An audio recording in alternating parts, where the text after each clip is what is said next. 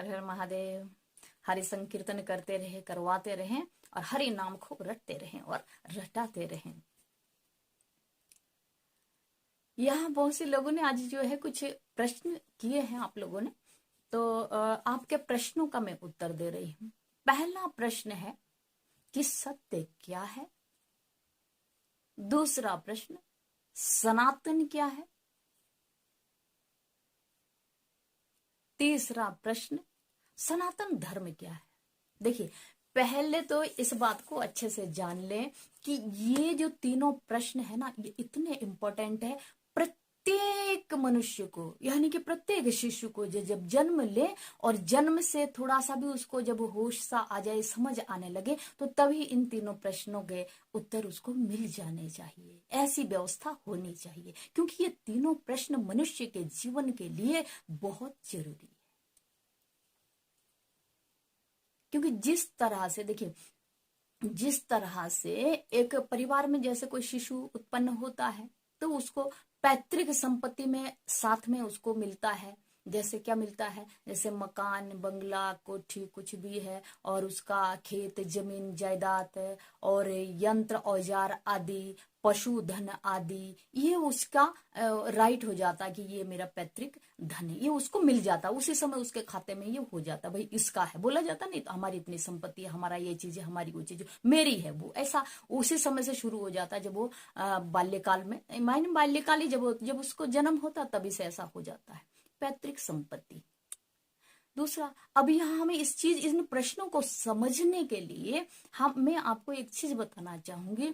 उसी तरह से मनुष्य को जन्म के साथ ही पैतृक संस्कार भी होते हैं, जो परिपक्व होते हैं, पक्के होते हैं। जिस तरह से ये संपत्ति पक्की है ना, बालक ने जन्म लिया और ये संपत्ति उसकी भी हो गई, तो उसी तरह से पैतृक जो संस्कार होते हैं वो भी पक्के होते हैं। पैतृक संस्कार कैसे, जैसे मायने आपने किसी देवता को, किसी देवी के रूप में किसी भूत को पूजते हैं, किसी पीपल को पूजते हैं, कोई कहीं जाता है, कोई कहीं की मान्यता, कोई किसी तीर्थ पे जाता है, कोई कई चीज का, कोई कई चीज का, सबकी अपनी अलग अलग इस जगह पे ऐसा हुआ था, इस जगह कोई सती हुई थी, फिर उसको पूजने लगे, फिर कोई चीज हुआ, ऐसी बहुत सारी घटनाएं देश में जो है हमारे बनी हुई है। और इस चीज को, इन तीनों प्रश्नों का जो संबंध है, इन तीनों प्रश्नों का जो संबंध है वो स्पष्ट हो नहीं पाता है, वो स्पष्टकरण हो नहीं पाता है। अब गीता जी के अनुसार अगर हम देखते हैं तो गीता जी के अनुसार तो भगवान कृष्ण क्या कह रहे हैं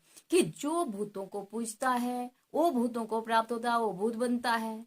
जो उससे, और भूत भी पता नहीं कितने प्रकार के, प्रेतों को पूजता वो प्रेत बनता है, जो देवताओं को पूजता वो देवताओं तक प्राप्त होता है, अनन्य चीजों को जो पूजता वहीं तक ठहर जाता है। दैत्य राक्षसों को, ऐसे पिशाचों को जो पूजता है, किसी ना किसी नाम तो उनका रखा हुआ है, कोई ना कोई नाम, तो उनको पूजता तो उनको प्राप्त होता है। लेकिन भगवान कृष्ण ने गीता में क्या कहा कि सिर्फ और सिर्फ मेरे शरण, परमात्मा की एक शरण बताई गई है, उन्हीं को मुक्ति है, उन्हीं को ज्ञान है, उन्हीं को महान दर्शन है, उन्हीं को ये वो दर्शन के परमात्मा का जो वैभव है, दर्शन का जो स्वरूप है, उसका लाभ सिर्फ और सिर्फ उन अनुरागी प्रेमियों को है जो ये सब त्याग दें।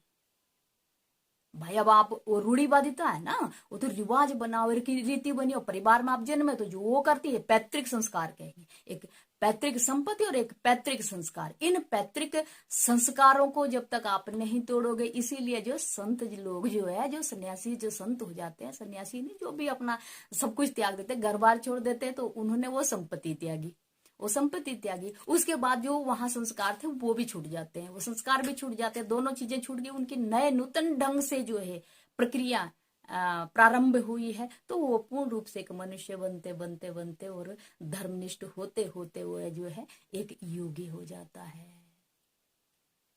अब तीनों के प्रश्नों के उत्तर, सत्य, सत्य सिर्फ और सिर्फ आत्मा है।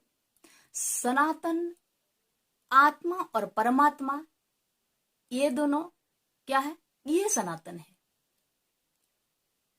और सनातन धर्म क्या है, सनातन धर्म सिर्फ और सिर्फ परमात्मा के द्वारा बताई गई क्रिया, परमात्मा के द्वारा जो हमें क्रिया मिलती है, जो कार्य मिला है, जो उन्होंने बताया है, जिस मार्ग पर चलना परमात्मा ने कहा है, वही सनातन धर्म है, अन्यथा सारा ढकोसला है। हर हर महादेव।